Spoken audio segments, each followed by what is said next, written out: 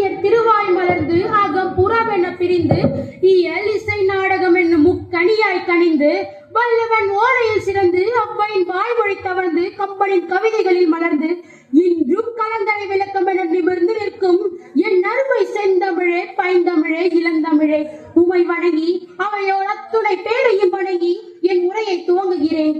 பாரதம் இது வெறும் நிலப்பரப்பு அல்ல, இது ஆயிரம் ஆண்டுகளின் வரலாறு, பண்பாடு, நாகரிகம், வீரியம் ஆகியவற்றின் சங்கமம். இன்று நாம் அனைவரும் 77வது குடியரசு தினத்தை கொண்டாடி கொண்டிருக்கின்றோம். 1947ஆம் ஆண்டு சுதந்திரம் பெற்ற நம் பாரதம் 1950 ஜனவரி 26 தான் குடியரசாக அறிவிக்கப்பட்டது. இந்த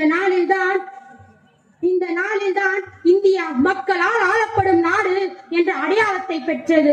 அரசியல் சட்டம் அமலுக்கு வந்த இந்த நாள் ஆன்மாவின் பிறந்த நாள் என்றும் சொல்லலாம்.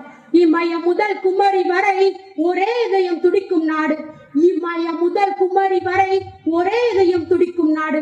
பல மதங்கள், மொழிகள், கலாச்சார பண்பாட்டு வேற்றுமைகள் இருந்தாலும் வேற்றுமையில் ஒற்றுமை, ஒற்றுமையில் ஒருமைப்பாடு கொண்டது எமது தாய்நாடு. எமது அரசியல் சட்டம் அனைவருக்கும் சமத்துவம், சகோதரத்துவம், நீதி ஆகியவற்றை உறுதி செய்கிறது. சாதி, மதம், இனம், மொழி என எந்த வேறுபாடுமின்றி அனைவரும் சமம் என்பதே குடியரசு அரசின் அடிப்படையாகும். பாருக்குள்ளே நல்ல நாடு எங்கள் பாரத நாடு. பாரத பூமி பழம்பெரு பூமி என்று பாரதியார் அறிவிலும் வீரத்திலும் சிறந்த எமது நாடு சிந்து சமவெளி நாகரிகம் போன்ற உலகின் பழமையான நாகரிகத்தை கொண்டது என்று அவர் கூறும் போது என் மெய் சிலிர்க்கிறது. நமது பாரதம் இந்த உலகிற்கு தந்த அறிவு பொக்கிஷங்கள் ஏராளம். பூஜ்யத்தின் கண்டுபிடிப்பு, யோகம், ஆயுர்வேதம், முக்கியமாக உலக பொதுமறை என்று அழைக்கப்படும் திருக்குறள் என்று சொல்லிக்கொண்டே போகலாம். உலகின் மிக பெரிய ஜனநாயக நாடான நம் பாரதம் பொருளாதாரத்தில் பெரும் முன்னேற்றம் கண்டு இன்று உலக அரங்கில் முக்கியத்துவம் பெற்றுள்ளது. இன்றைய நவீன பாரதம் மென்மேலும் வளர்ந்து கொண்டே செல்கிறது. Make in India, digital India ஆகிய திட்டங்கள் மட்டுமின்றி சந்திரயான், மங்கள்யான் போன்ற விண்வெளி சாதனைகள் மட்டுமின்றி இன்று சொல்லிக் கொண்டே போகலாம்.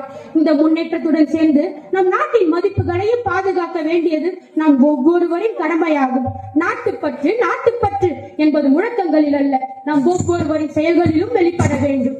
எழுமி விழுமி இலக்கை அடையும் வரை ஓயாது உழைமி என்ற விவேகானந்தரின் வரிகளுக்கேற்ப இன்றைய இளைஞர்களான நாமே நாளைய குடியரசு பாரதத்தின் தூண்கள் என்றதை நினைவில் கொண்டு நாம் அனைவரும் செயல்படுவோம்.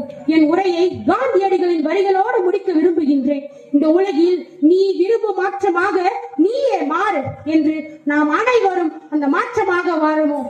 வாழ்க பாரதம், வளர்க தமிழ். நன்றி, வணக்கம்.